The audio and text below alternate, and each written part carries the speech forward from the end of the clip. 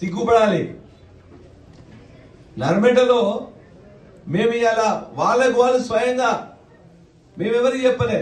అక్కడ ఉన్న 10 మంది సర్పంచులు వచ్చి 17లో 10 మంది సర్పంచులు వచ్చి మేము కంది ఆంజనేయులు అని చెప్పేసి వెల్దండ సర్పంచ్ ఒక దళితుడు, ఆంజనేయులు ఎక్కడ ఉన్నాడు ఆ దళితుడు, అతన్ని ఉండాలని చెప్పేసి వారు కోరుకుంటే ఒక దళితుడు సర్పంచుల ఫోరం ఉంటాడా అని చెప్పేసి మాట్లాడతారట.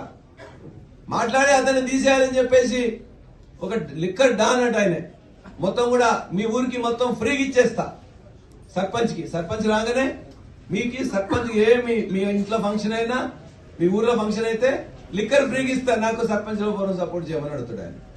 అడగగానే ఒకరో ఇద్దరు సపోర్ట్ చేస్తామని అంటారట.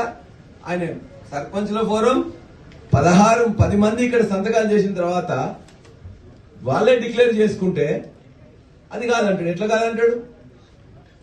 అంటే నీ లిక్కర్ ఎక్కువ ఉంటే నీకు అధికారంలో ఉంటే ఇవాళ కాకుండా వద్దా చెప్తున్న సర్పంచుల ఫోరం కూడా వాళ్ళకు ఎవరికి మేము ఒక పైసా డబ్బులు ఇవ్వడమో ఒక క్వార్టర్ ఇవ్వడమో కాదు.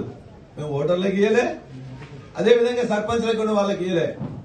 మా వాళ్ళు గెలిచిందంటే మా ఆంజనేయులు పైసలు నోడు కాదు, చాలా పేదవాళ్ళు.